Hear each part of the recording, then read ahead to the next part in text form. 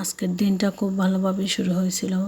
Argentina আর জর্দানের খেলা ছিল, সেটা হচ্ছে গিয়ে দেখে যখন পছন্দের দলটা জিতে যায় তখন যে কতটা ভালো লাগে, সেই আনন্দে সকালটা খুব ভালো গেল। তারপরে নাস্তা পানি শেষ করে দুপুরে আয়োজনে চলে গেলাম। দুপুরের সব কিছু রান্নাবান্নার গোছগাছ করে রান্নাবান্না করতে লেগে পড়লাম। মাছের ডিম ছিল অনেকগুলো, সেগুলো একসাথে ভাজি করে 2 বক্সে রেখে দিয়েছিলাম। আর নদীর ছোটো মাছ দিয়ে চিচিঙ্গা দিয়ে চড়চড়ি করছি, সাথে আজকে সাদা তেল না দিয়ে সরিষার তেল দিয়ে চড়চড়ি করছি। সেন্টটা এত ভালো আসছিল আর খেতেও মনে হয় অনেক ভালো হয়েছিল। আমি খাই নাই তাই আর বলতে পারলাম না।